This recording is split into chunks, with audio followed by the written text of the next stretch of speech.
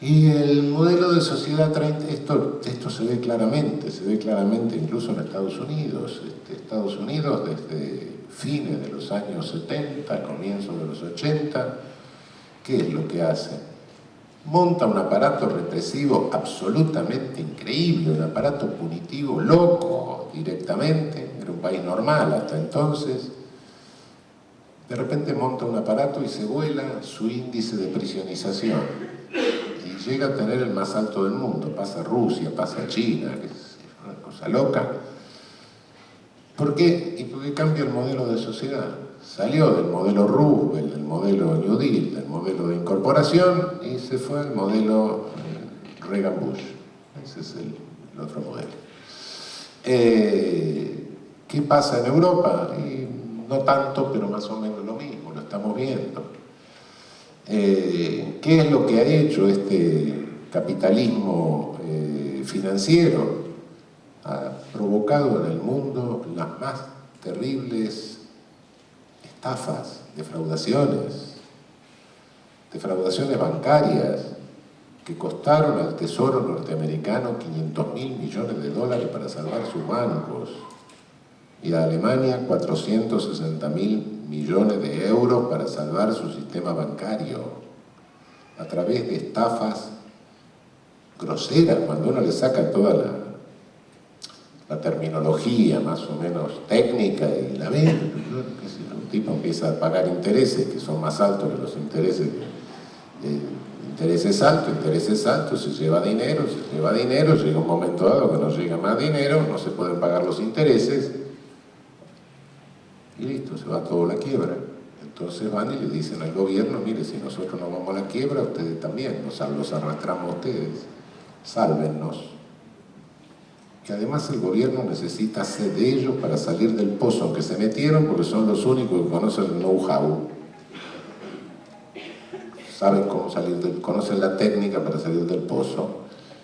Bueno, esto que pasa en el centro, bueno, tiene su versión periférica también.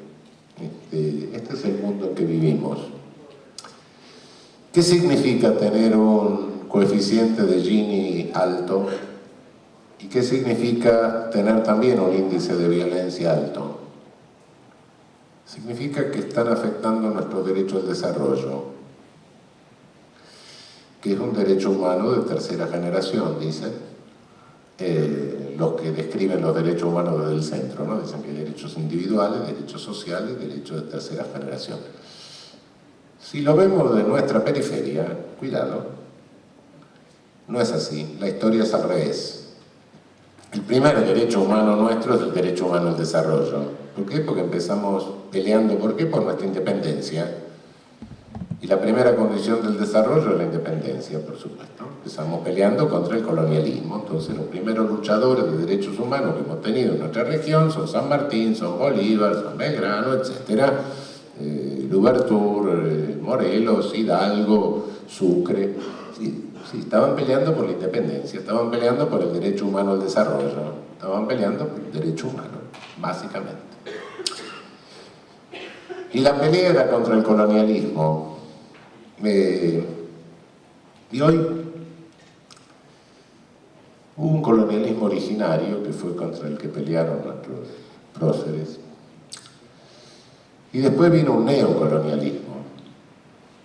Un neocolonialismo donde ya la nueva potencia hegemónica, que era Gran Bretaña en aquel momento, no se preocupó en tenernos a nosotros políticamente, porque era mucho problema. Entonces nos controlaba a través de minorías oligárquicas en todas nuestras repúblicas oligárquicas de América Latina, la oligarquía vacuna nuestra, el porfiriato mexicano, el patriciado peruano, República Bella brasileña, etc. Sí, efectivamente. Y después vinieron los llamados populismos, que ampliaron la base de ciudadanía real al momento de desmoronarse esas repúblicas oligárquicas, Lázaro Cárdenas en México, Vargas en Brasil, etc. Bueno, está bien, nosotros también, Irigoyen, Perón, etc. Después vino la contención del neocolonialismo. ¿Cómo se hizo? ocupando nuestros territorios no ya a través de oligarquías, sino a través de nuestras propias Fuerzas Armadas. Entonces le envenenaron la cabeza a nuestros oficiales de las Fuerzas Armadas. Nosotros tuvimos en la Argentina el privilegio de que lo hicieran directamente los propios franceses, que fueron los autores de las ideas colonialistas, que extrajeron con la seguridad nacional. El resto de América Latina lo hizo a través de la Escuela de las Américas, donde simplificaban lo que decían los franceses y se lo metían en la cabeza a todos los oficiales de las Fuerzas Armadas de la región, y nos ocuparon nuestros territorios a través de las Fuerzas Armadas. Y eso terminó. Con eso terminó el neocolonialismo.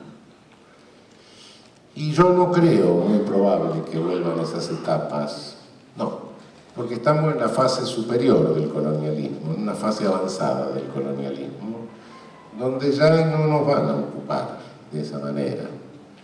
Ahora se nos controla de otra forma, ¿no? Y ahora el control se hace a través de los medios masivos de comunicación social, de la monopolización de medios masivos.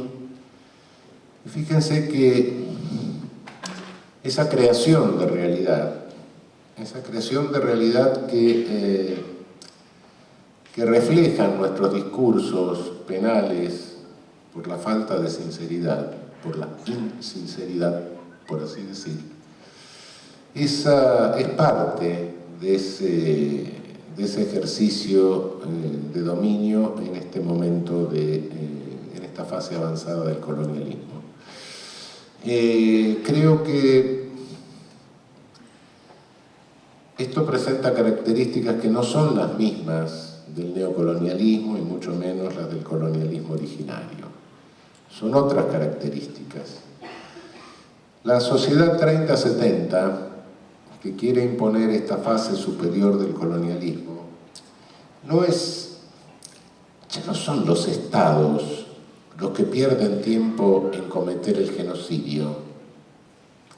No son tanto los estados que matan unos cuantos, sí. En Brasil el 14% de los homicidios son cometidos por las policías. Es decir, la mortalidad violenta, el 14% entra la policía. Es un número considerable. Pero hay un 84% que no entra a la policía, un 86% que no entra a la policía. Entonces, cuidado, la técnica de control es otra. ¿Cómo se controla el 70% que se queda afuera? Es muy perversa. Se trata de incentivar las contradicciones entre los excluidos para que se maten entre ellos. Y en la medida de lo posible, mientras se están matando, naturalmente no se pueden poner de acuerdo. Mientras se están matando no pueden dialogar, no pueden coaligarse, no pueden tener un protagonismo político. Y es cierto, los 100.000 muertos mexicanos no los mata la policía mexicana, se matan entre ellos. Es lamentable observar que entre victimarios, víctimas y policizados o están en las mismas capas sociales o involucran las capas sociales recién incorporadas, es decir, las más inestables. Esto provoca un control social, se neutraliza de esta manera la exclusión, se impide que esa exclusión tenga protagonismo político, y por eso que donde hay alto nivel de violencia, estas se naturalizan.